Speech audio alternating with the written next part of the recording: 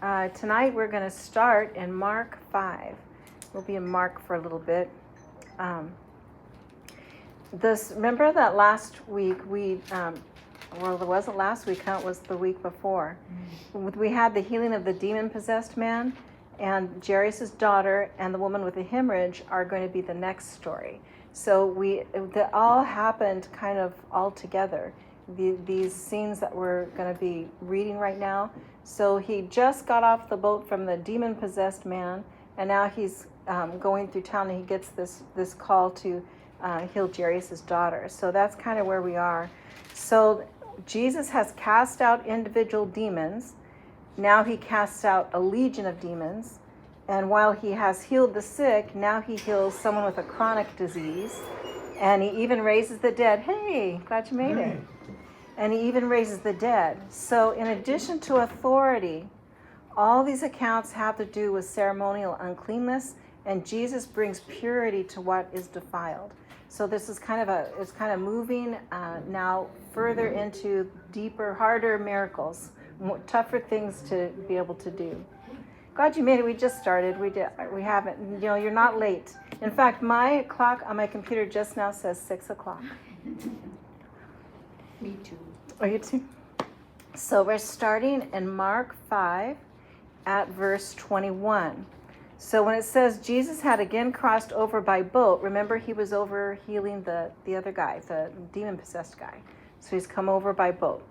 When Jesus had again crossed over by boat to the other side of the lake, a large crowd gathered around him while he was by the lake. Then one of the synagogue leaders named Jairus came, and when he saw Jesus, he fell at his feet. He pleaded earnestly with him, "My little daughter is dying. Please come and put your hands on her so that she will be healed and live." So Jesus went with him, and a large crowd followed and pressed around him. So the Matthew account and the Luke account are much shorter. They both talk about the synagogue leader. Luke also mentions his name was Jairus. But there is one discrepancy here. In the Mark passage, my little girl is dying, right? In the Matthew passage, it says has just died. And in the Luke passage, it says, let's see, where's that? I think it just says that she was dying. No, just that he was sick. No, was dying. So there's no contradictions in Scripture, right? Right. So what do you think of this? The difference between the accounts? Mm-hmm. I don't think anything of it at all. Can you explain? Is it a discrepancy? I don't think so. It's just a matter of timing, I think, as to, because I could go and visit you and you look perfectly, you look sick, but, maybe you'll make it, and then somebody comes in a half an hour later and comes back out and says, "Oh my goodness, they're on their deathbed." Yeah, some people say that this kind of thing is actually a testament to these eyewitness accounts. They're not just copying what somebody else said. They're not just saying by memory the same thing that everybody says. In fact, this kind of discrepancy is used to say that these are real life accounts by these individuals, these eyewitnesses. And you've got 12 eyewitnesses. And so they're certainly going to say things a little bit differently. And as we find out, when it says, when he gets to there, she's already dead, or did she just die? So we're having different versions a little bit of the story, but most don't consider it an actual discrepancy. They just consider it a difference between different eyewitness accounts. And it's very slight, same meaningful thing, same meaning, no change in meaning. So it's kind of interesting how you want to take that. In verse 21, when Jesus returned to the west side of the lake, they think that probably was Capernaum. Remember, he had healed the demon-possessed man on the other side. So in verse 22, when it says the synagogue leaders, a leader of a synagogue was a layman whose responsibilities were administrative and included things like looking after the building and supervising the worship. Do we have people like that? Mm-hmm. Though there were exceptions, most synagogues had only one ruler. Sometimes the title was honorary with no administrative responsibilities assigned. So they were under the authority of the priests of the temple, but you had someone at the synagogue, the local synagogue, and they would often do teaching or have be able to teach and kind of keep things moving there at the synagogue. But they were an important person. They were, like the best you got, as far as you're not going to have the priest come from Jerusalem to talk in your little synagogue. That was very rare. So in verse 23, it says, he pleaded earnestly with him, "My little daughter is dying." So in verse 24, Jesus moves quickly as possible, but what's the problem? It was a crowd. So totally, there was a big crowd. So he's moving, so he's on his way to whatever's happened at Jairus' house. Let's continue with the Mark account. And a woman was there who had been subject to bleeding for 12 years. Now, where was she then? A woman was there. Where were we just a minute ago? He was pressing through the crowd. So he's not at Jairus' house yet.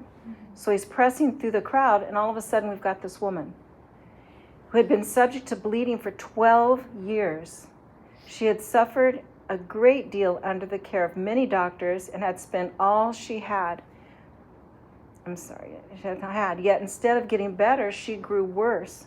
When she heard about Jesus, she came up behind him in the crowd and touched his cloak, because she thought, if I just touch his clothes, I'll be healed.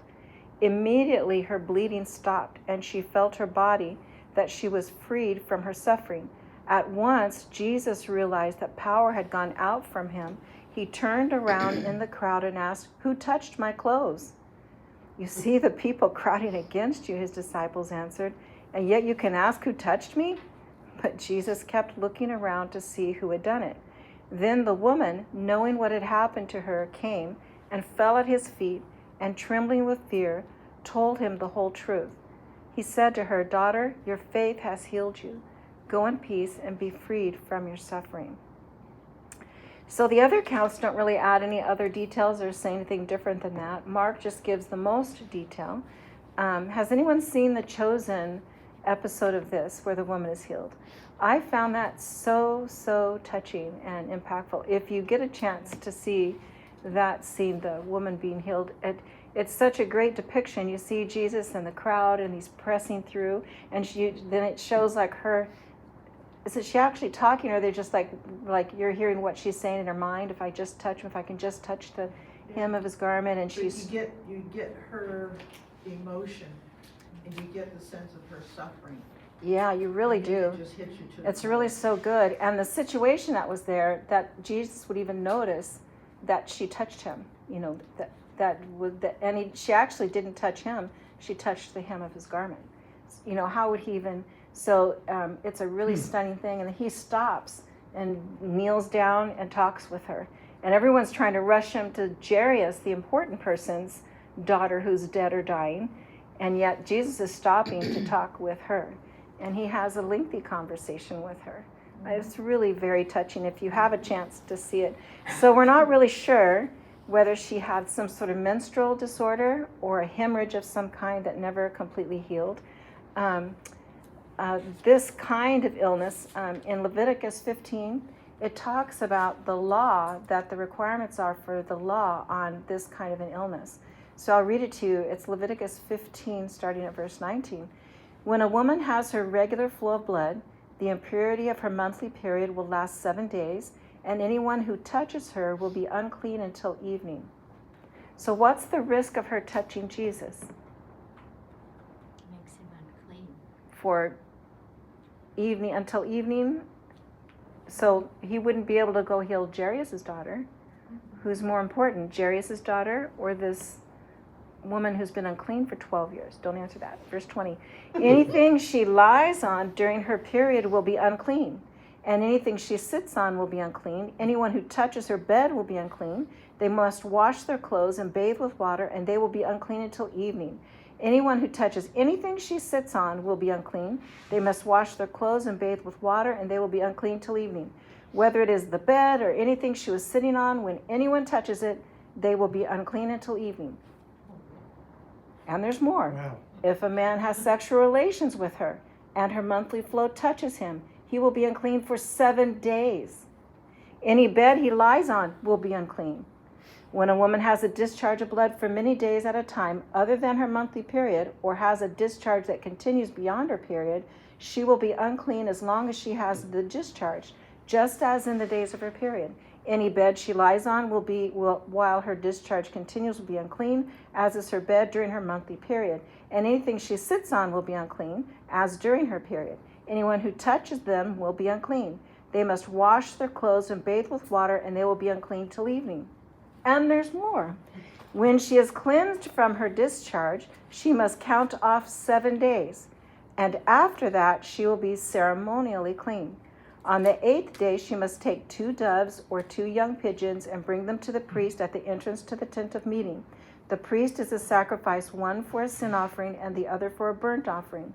In this way he will make atonement for her before the Lord for the uncleanness of her discharge.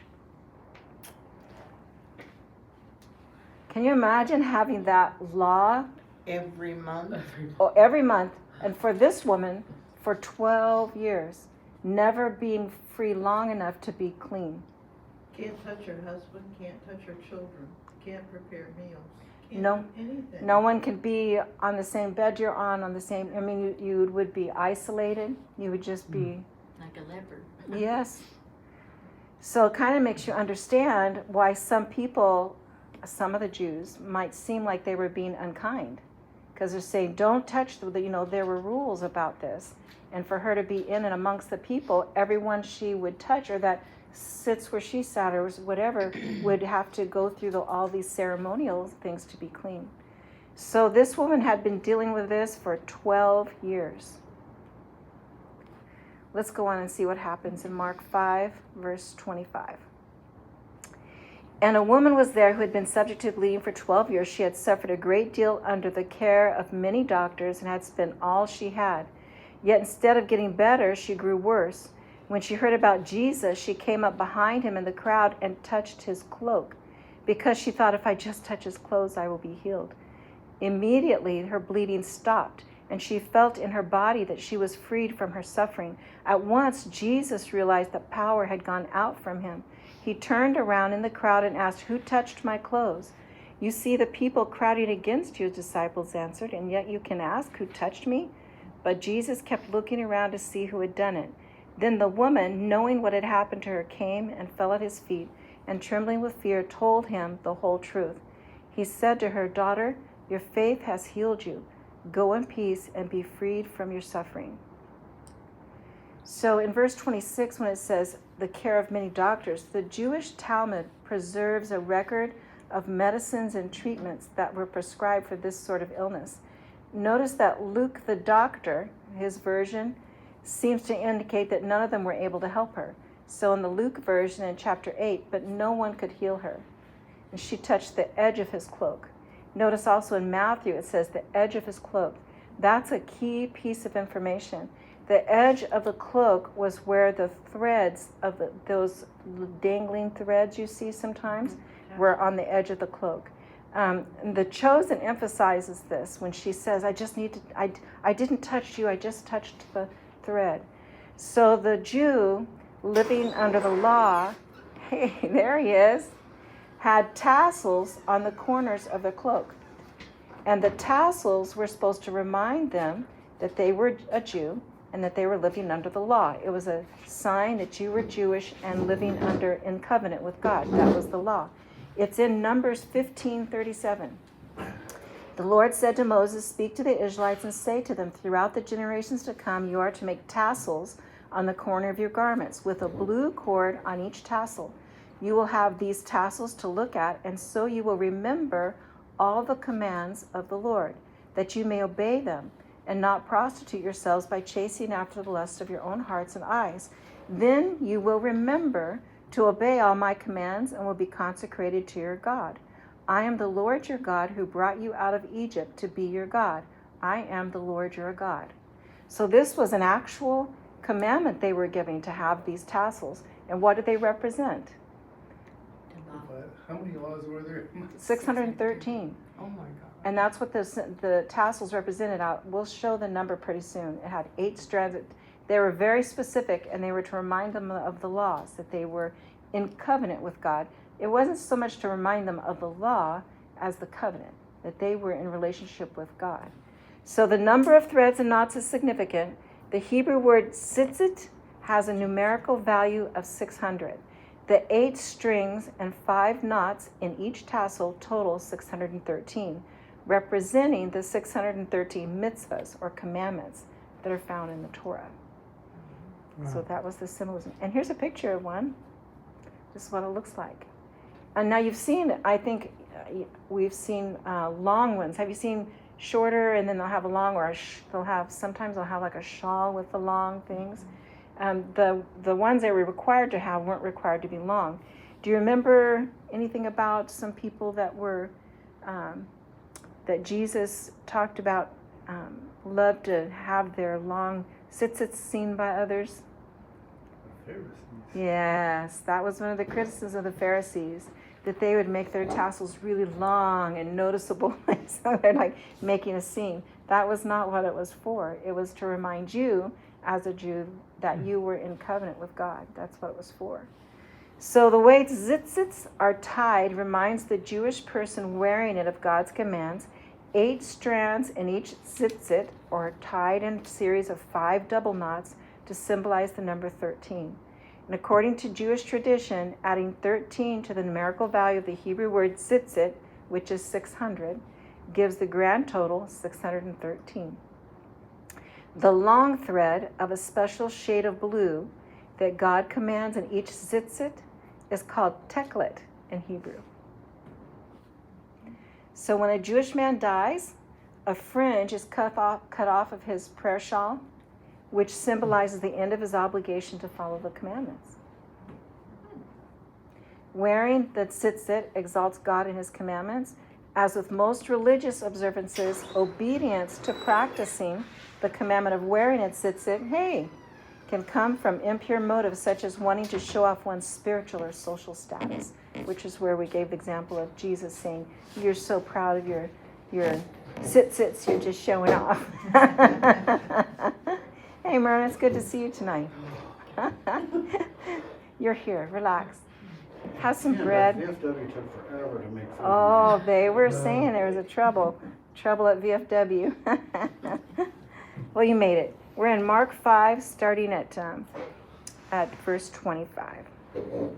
Well, actually, we already read down from 25 through to 27. So we're back to Mark. Why did she touch the tassel? We just talked about the tassel means, right? Yeah, it's a covenant. It means covenant. So why did she touch the tassel? That's all she could get to. She's just desperate. She's under the And she's trying to connect with God. I think that's, what did you say, David? Get healed. To be healed. Who's going to heal her? Only God could heal her. You know, she's trying to somehow get in touch with God. She's in a desperate situation. Do you have anything that's like a tassel to you? Something that reminds you of God, of who he is, what he's done for you? Do you have a picture or a verse or a quote? Do you have one, Eve? I have my cross. Your what? Your cross? When you touch it, does it remind you of your commitment to God? Is that what you... Just reminds me that he was close. Yeah. I have my bracelet. communion. Isn't it? Your bracelet? My bracelet has a cross on Oh, nice. Communion is one of the formalized forms that we have in our service. I mean, does communion do anything to you? It's not magic or anything, right? But you could feel that, you know, Connection. I'm taking my communion, I'm connecting with God, I might even seek healing that way or whatever. It kind of makes you feel close to God. There's no magic to it. It's just a matter of feeling a connection or feeling a closeness. What about when you pray? I know some people like to kneel when they pray, or they have a certain place they pray. My grandpa had a chair. He liked to pray in that chair. And sometimes when he felt upset about something, he would go sit in that chair because that was kind of his prayer chair. Made him feel close to God. Is there anything wrong with that? No. What would be the problem? What could be a problem with that kind of thinking? You put more stock in where you are physically. So is God close to you even if you don't have your cross on? Yeah. Yeah. Is he close to you even if you're not in church taking communion? Absolutely. Yeah. All those symbols are great things, and it's okay to have those things that remind us, but you wouldn't want to have that be magical, like you think somehow there's some magic with it. It's just about reminding you of your relationship and where you are. Mhm. So in verse, Like what- go ahead. Never mind. No, You'll please. get to that. No, go ahead. As long as you're not, where it doesn't turn out you're worshiping it more than you are God is in himself. Right. As long as you realize it's not a magical something or powerful in any way, it's just something that reminds you of your commitment. Yeah. Eve, you wanted to mention something? No, because you're gonna get to it. Okay. In verse 28, it says, instead of the unclean woman making another, Jesus, ritually impure through physical contact, with Jesus it was the reverse. Jesus was clean and made her clean. Instead of her making him unclean, he made her clean. So the woman was healed because God graciously determined to heal her through the power that was active in Jesus. And in this case, because of her faith in him, God did this through Jesus. Jesus felt the power go out from him, but he turned and asked, "Who touched my clothes?" So did God do this or did Jesus do this? Yes. Yes. Jesus is God. Right. God is Jesus, but Jesus, when he was here on earth, was in a different position, right? But he felt, and God used and worked through him and healed her.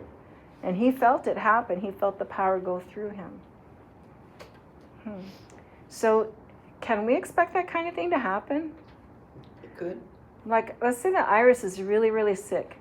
Is it possible that she could pray to God and he would heal her? Yep. Is it possible she would just die real sick? She could. What's the deal then? Does she have to find a magic cord to hold on to, or go hold on to Eve's cross? That'll save you. What's the key there? Faith. Faith.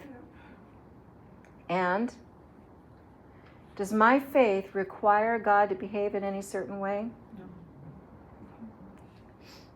God knows what he needs to do, and he's going to one day decide it's the day I'm going to die, which I don't mind. I really don't mind when that day comes, right? So if it's the day I'm supposed to die, I'm glad to go. As long as I die first. I gotta go before she. But really, we have to remember that we're not manipulating God. He knows what the best time is. He knows when it's the right time, and he's going to take us when it's that time. We can trust him. He's a trustworthy God. He's someone that we can put our trust in. So we can pray to be healed, and God may heal us. Or he may decide it's better for us to be sick, or he may decide it's better for us to go to heaven with him. He knows best. Have you ever seen people who got healed, who recovered from something, and you almost wish they had died? Because there's because they're suffering so much. Right. Give the story of Hezekiah, John. He had an illness. A prophet came to him and said, "You're going to die." He prayed very hard, and God said, "Okay, you're healed." And during the time of his life, he hadn't had a son. He had Manasseh, who was one of the worst kings ever. Yeah, I wonder if he regretted that, or if ever made the connection. I don't know. Some of my kids have been bad at times too. Okay, so in verse 32, Jesus would not allow the woman to recede into the ground. In other words, he didn't let her just hide. He publicly commended her faith and assured her that she was permanently healed. He could have just let that pass. He could have just kept on going, right? But he stopped and publicly commended her. I wonder why. Because he loved her.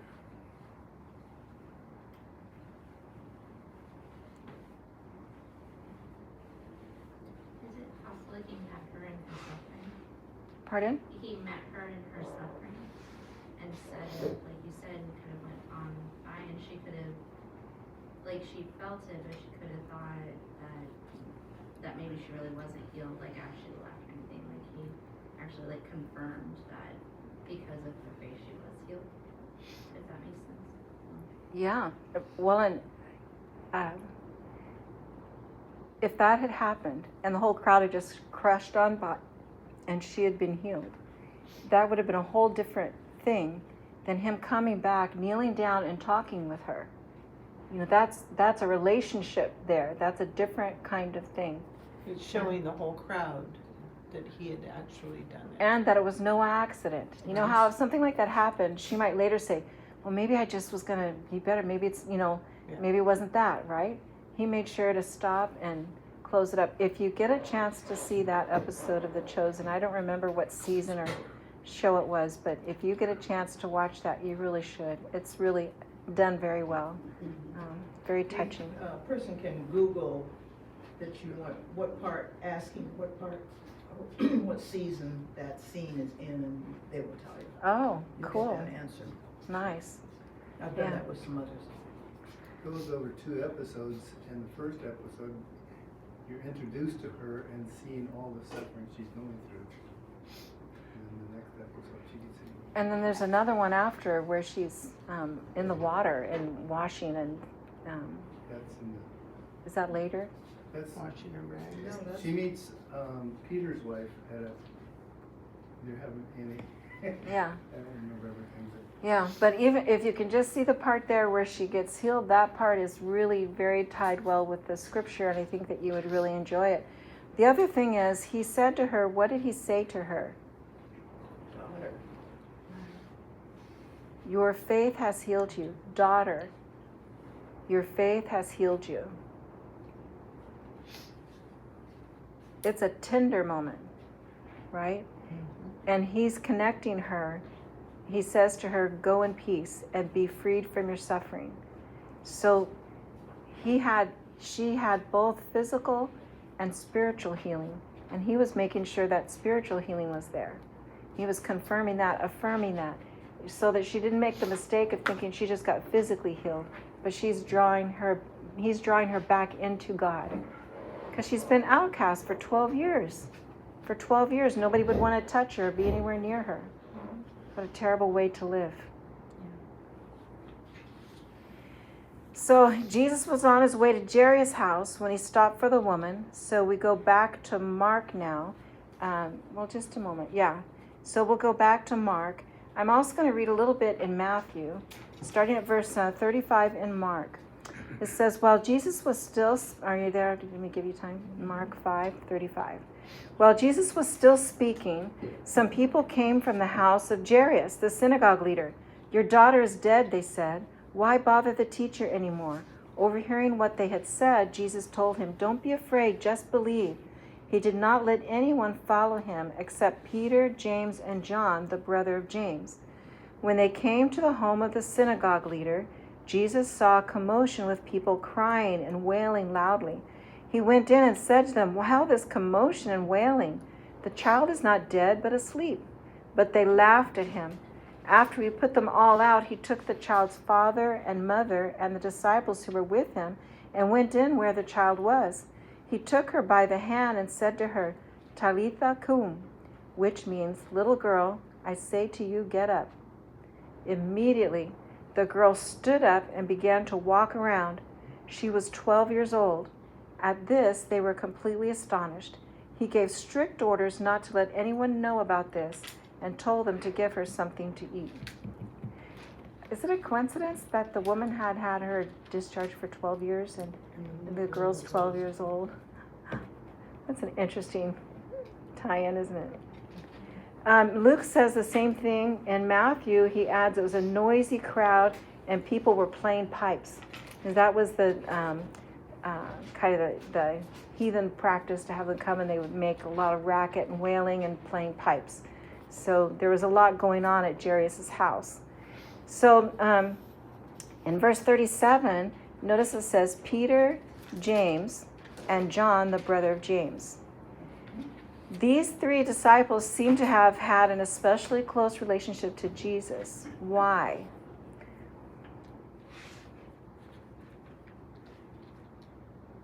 Why did Jesus bring just these three? Why didn't he bring all of them? Was the crowd too rowdy?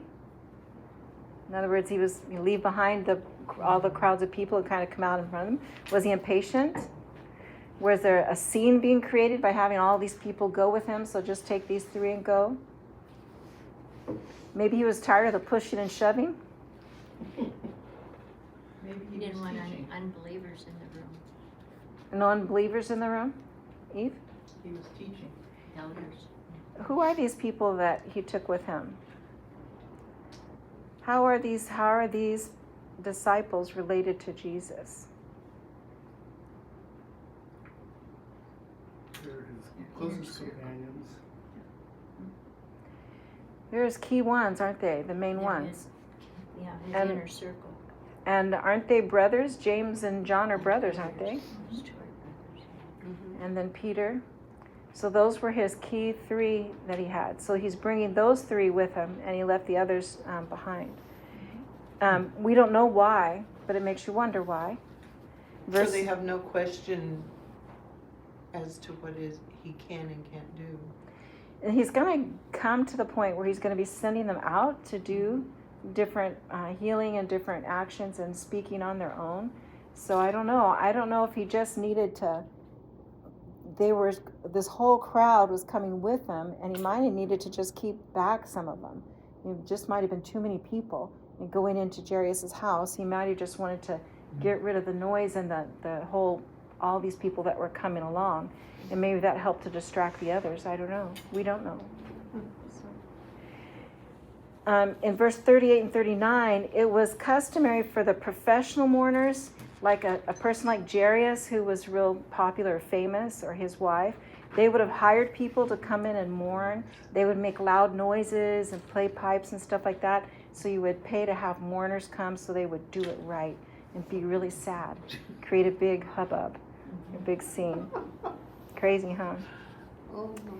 In verse 41, where he says, Talith Korum, Mark is the only gospel writer who here preserves the original Aramaic, one of the languages of the Holy Land in the 1st century AD, and probably the language Jesus and his disciples ordinarily spoke.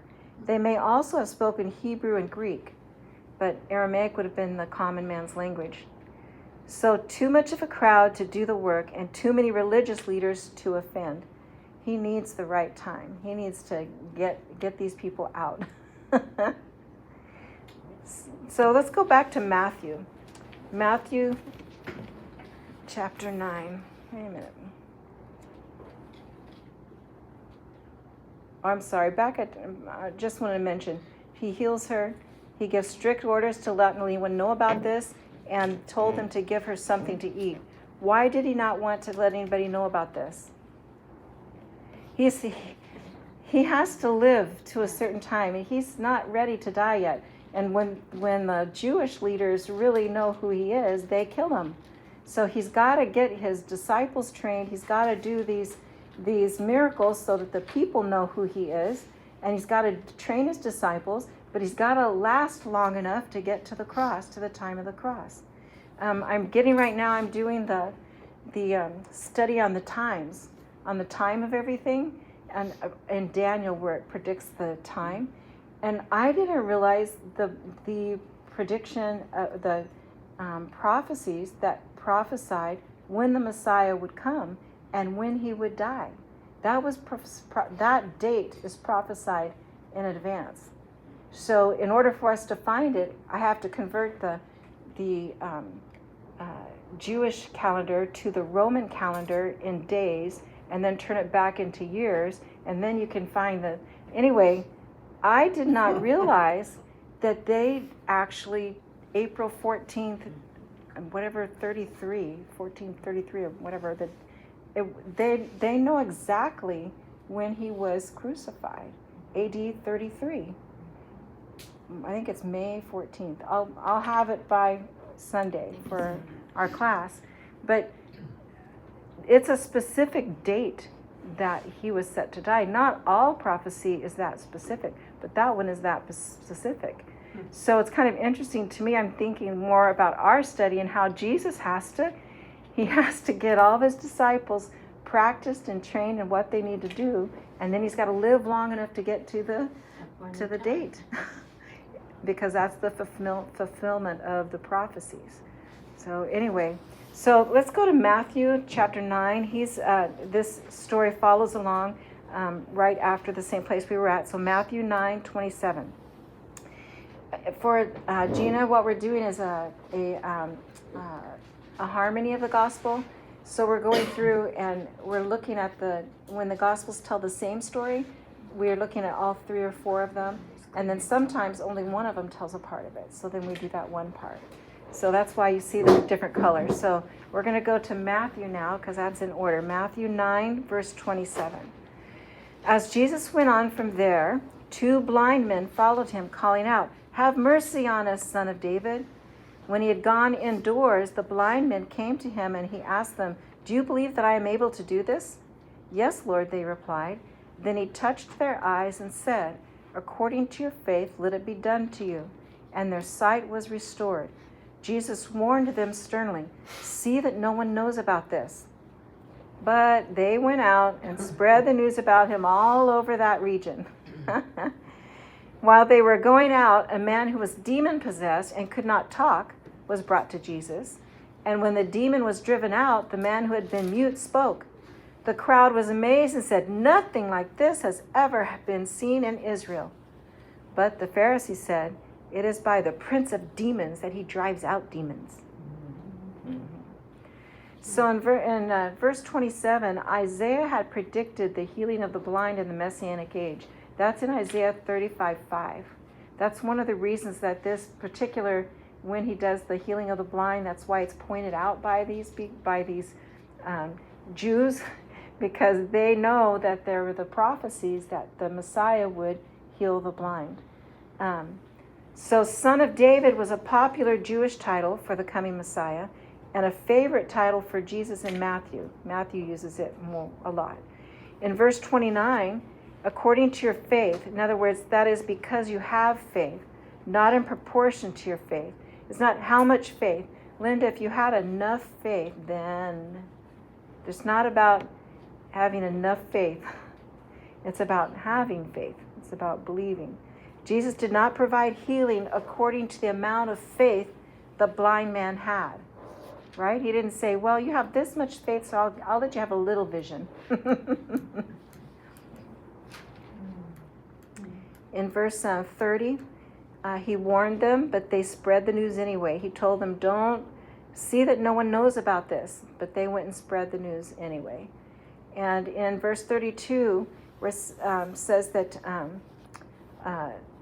while they were going, a man who's demon-possessed could not talk, Isaiah predicted in Isaiah 35:6 that the mute would be able to speak in the Messianic age.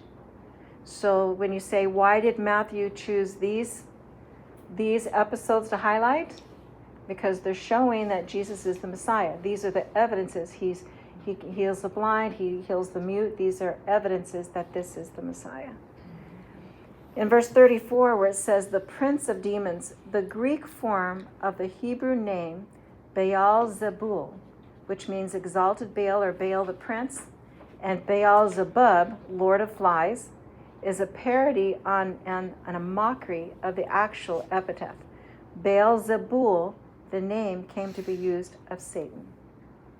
So it's saying that it's a demon from Satan, from Baal-zebub. So let's stick with Matthew for a little bit. How about Matthew 13, verse 54? Mark tells this same story, but it's pretty much the same except for one part. Matthew 13, verse 54. Coming to his hometown, he began teaching the people in their synagogue, and they were amazed. "Where did this man get his wisdom and these miraculous powers?" they asked. "Isn't this the carpenter's son? Isn't his mother's name Mary? And aren't his brothers James, Joseph, Simon, and Judas?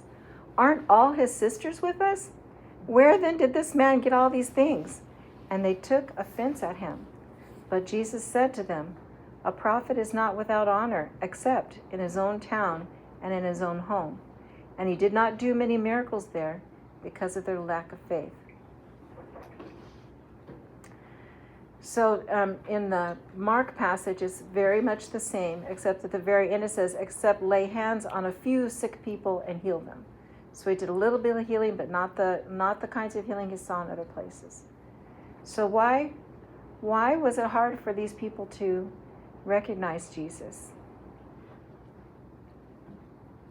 Because I think it's just like us today, you know, you grew up with the kid down the street and he was a whatever, knucklehead, and all of a sudden, here he is, head of a Fortune 500 company, and he's the, How can that be? wait a minute, not him. Remember him back there? Yeah. Same thing, right? It's funny, we'll believe a stranger who's a smooth talker and comes in and acts all hotshot, right? Right. But we won't believe the person that we grew up with because we grew up with them. Yeah. Yeah. Yeah, and that's what limited his work. It says he did not do many miracles there because of their lack of faith. What a shame. I think a lot of that is jealousy because, how did they do so good and here I am, I'm just me. Did you notice who's not mentioned here? Joseph is not mentioned, the father. His brother, Joseph, is there, but his father's not mentioned. His mother, the He's probably brothers, dead by his now. sisters. Yeah, yeah. That's what scholars think, is that he's passed on. So, It's been a while. Judas is Greek for the Hebrew name Jude. Did you know that? I didn't know that.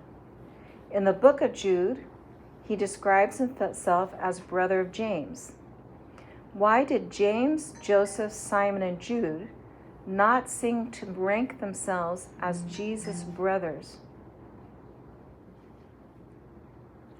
Do you ever hear in the scripture them saying, "Well, I'm the brother of Jesus"? We just see them that they are followers or disciples of Jesus, right? Most of them didn't, I don't think they believed until after the resurrection. And they probably kind of, Well, they were seeing these miracles. They were being trained just like all the other disciples were being trained, going out and doing things. So they saw the same things that all the other ones saw. Well, they were half brothers, right? Because Jesus' other half was God. That's kind of tricky right there. let's see, in one of the later stories, Jesus tells his brothers to go to a particular festival, and they're telling him, you need to go and show yourself to people. They didn't really believe in him at that point. I would think they went back and forth. I know if it had been one of my sisters, that's the way I'd be. Like, you'd see them do something, you go, wow, maybe, and then they do something else, you go, nah, that says no. You know? They kind of thought he was crazy at one point, you know. Yeah. I think There- they may have been stepbrothers, maybe, to him, Jesus. Because Joseph may have been quite a bit older than Mary. Yeah, it's hard to He know. already had. Well, at first, they tried to get Jesus to quit making a scene. They tried to, try to get him to Calm settle, down. calm down, Cut your hair, get rid of those sandals. yeah. All of the disciples had a history. They all had a background. They all had things they had to come away from and learn from to become disciples. Just like us. When we accept Christ, we have a whole life that we had before we accepted Christ. And that whole life is a history for us, things that will haunt us in the future, that we'll feel guilty about, or whatever. It's in the past, right? But we're a new creature. We become new when we're baptized into Christ. We take on the Holy Spirit, and we are a new person. And that new person goes from here forward. The what's past is past. And we're watching the disciples struggle through all this. Can you imagine how they felt? They probably felt really torn about it all too, you know. So, yeah. But they were close enough to see what was happening, to see all the miracles being done. So I imagine they were, you know, pretty well convinced. They had been following him and seeing all these things happen and now participating. We're going to see in the next part they begin to participate. Verse 35, Jesus went through all the towns and villages teaching in their synagogues. Now remember about the synagogues? The synagogues didn't necessarily have a priest. They had someone that was administrating the synagogue.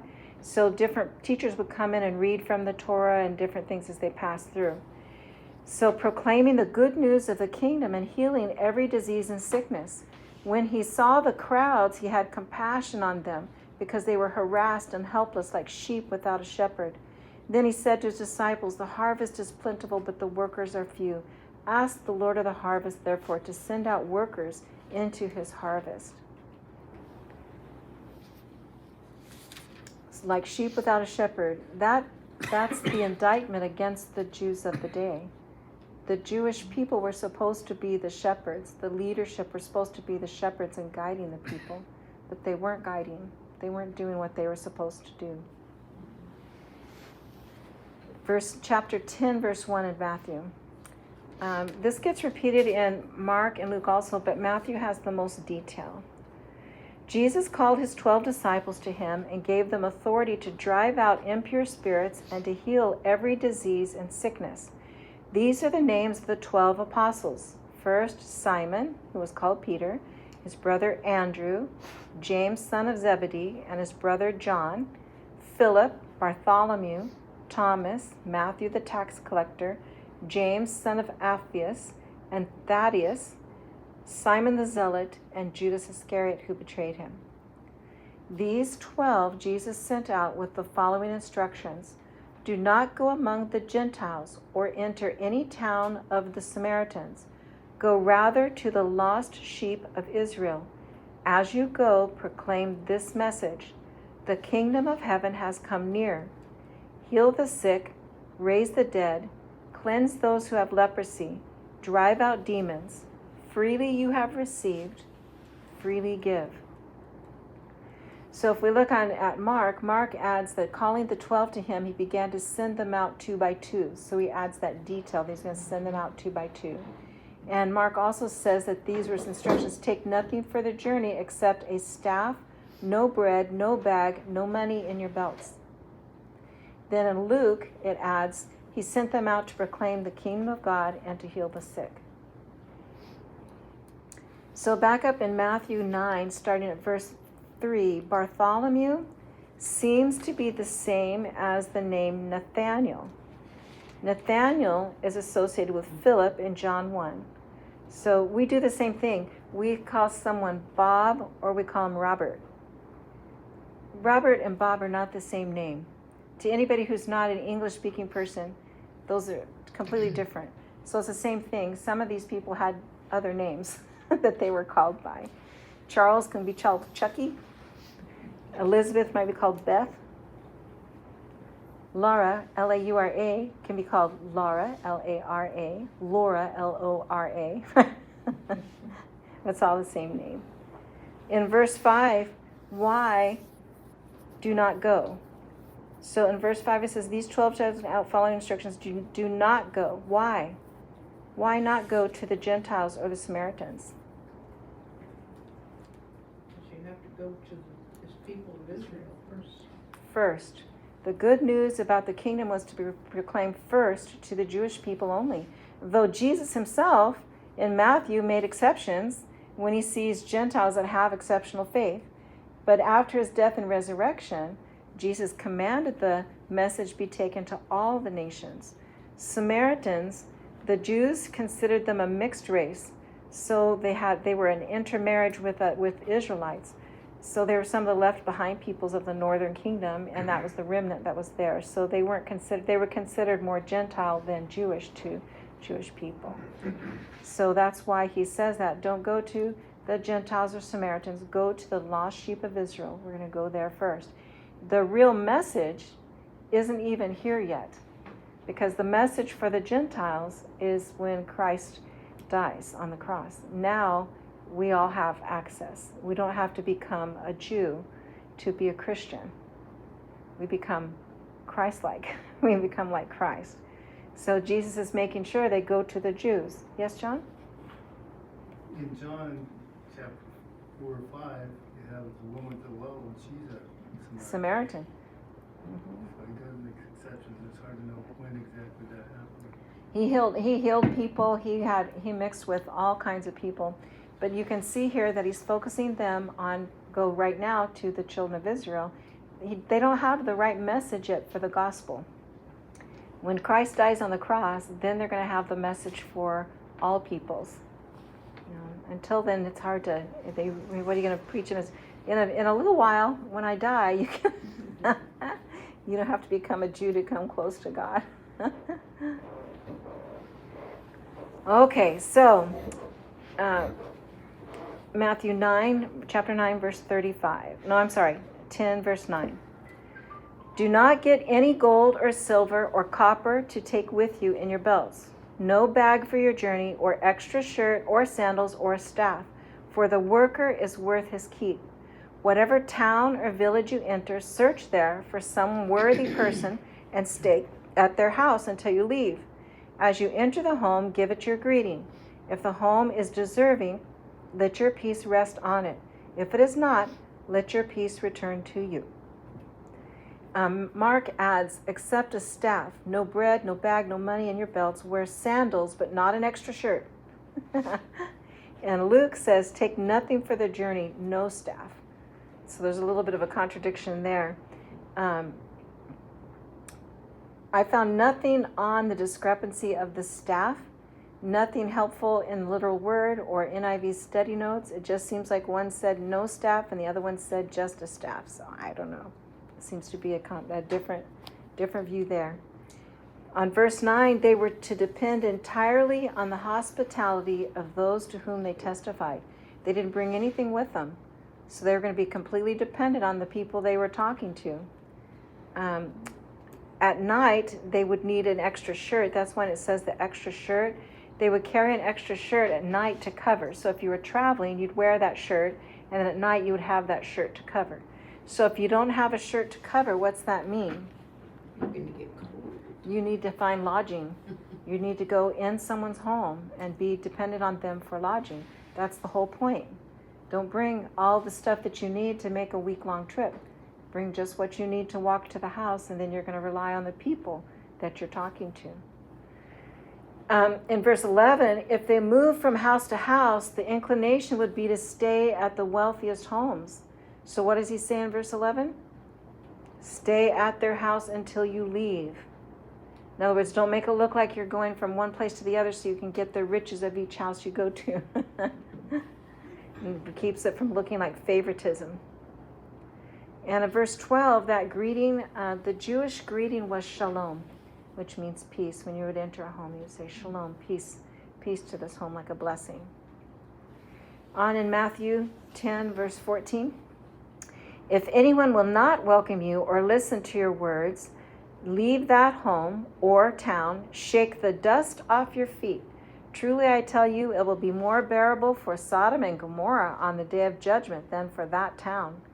I am sending you out like sheep among wolves. Therefore be as shrewd as snakes and as innocent as doves. Be on your guard. You will be handed over to local councils and be flogged in the synagogues. On my account you will be brought before governors and kings as witnesses to them and to the Gentiles.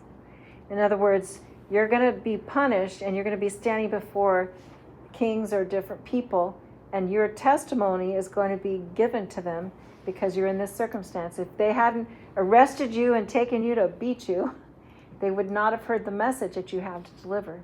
So it's going to be hard, but you've got to deliver the message.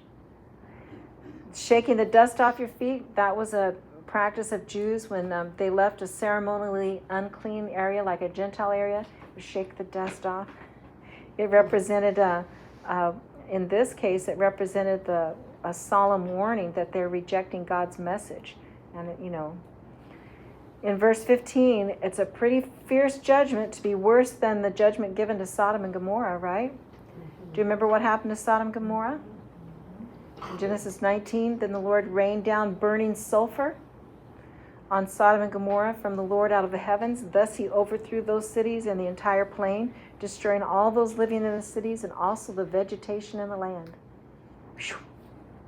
Wiped clean. There in verse 16, where it talks about being shrewd as snakes and as innocent as doves, Romans 16:19 says, I want you to be wise about what is good and innocent about what is evil. That's a good way to say that, isn't it? I want you to be wise about what is good and innocent about what is evil.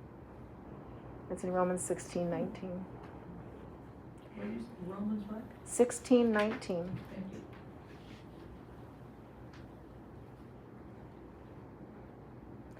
And then notice that in verse 18, he's giving them that forward looking about the Gentiles, because he says, governors and kings are witnesses to them and to the Gentiles. So whenever you get in front of a court or something, you're able then to give the message to a broad audience, broad people. Verse 19, but when they arrest you, do not worry about what you to say or how to say it. At that time you will be given what to say. For it will not be you speaking, but the Spirit of your Father speaking through you. Brother will betray brother to death, and a father to his child. Children will rebel against their parents and have them put to death. You will be hated by everyone because of me, but the one who stands firm to the end will be saved. When you are persecuted in one place, flee to another. Truly I tell you, you will not finish going through the towns of Israel before the Son of Man comes. What's he mean, the Son of Man comes? Who's the Son of Man? Jesus. That's what they call the Messiah, right? They're looking for before he comes. It's not going to happen. You will not finish going through the towns. But usually the term Son of Man is used for the end times, right? So is this talking about Christ at this time, or is it talking about his second coming?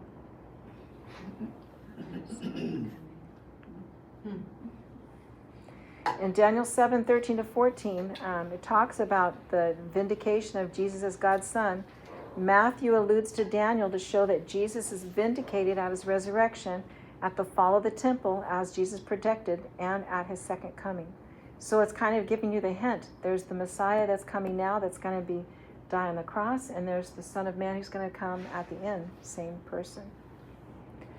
Verse 24, the student is not above the teacher, nor a servant above his master. It is enough for students to be like their teachers and servants like the masters. If the head of the house has been called Beelzebub, how much more the members of his household? So do not be afraid of them, for there is nothing concealed that will not be disclosed, or hidden that will not be made known. What I tell you in the dark, speak in the daylight. What is whispered in your ear, proclaim from the roofs. Do not be afraid of those who kill the body, but cannot kill the soul. Rather be afraid of the one who can destroy both soul and body in hell. Are not 2 sparrows sold for a penny? Yet not one of them will fall to the ground outside your Father's care. And even the very hairs of your head are all numbered. So don't be afraid. You are worth more than many sparrows. Whoever acknowledges me before others, I will also acknowledge before my Father in heaven. But whoever disowns me before others, I will disown before my Father in heaven. So Jesus is teaching them and telling them more than what he's telling the public. He's telling them more than what he's going to say out to the public, because he's got to get this message to them. They're going to be the voices that go on past him. Do not suppose that I've come to bring peace to the earth. I do not come to bring peace, but a sword. For I have come to turn a man against his father, a daughter against her mother, a daughter-in-law against her mother-in-law. A man's enemies will be the members of his own household. What's that trying to say? How will that be a problem? Why would someone turn against each other in the family like that? Somebody's not unbelievers. All you have to do is look at the current political situation. Families have turned against each other just because of their political. What about your beliefs. belief in God? Yeah. Yeah, and if you're gonna stay, if you're Jewish and you believe in the practices and you're a good Jew, let's say, you may just think that your cousin is just weird. And this, how you look at this guy, he doesn't look like a Messiah, he just looks like a wandering teacher. He doesn't look like a Messiah. So I could see where there would be chaos and difficulty and struggle. People just don't understand what his message is. So we'll start at Matthew 9, verse 37. Jesus goes on to tell them a lot of instruction for how to get along with their families and stuff as we go forward. So do you have that problem in your families? Do you have a problem with your family not really understanding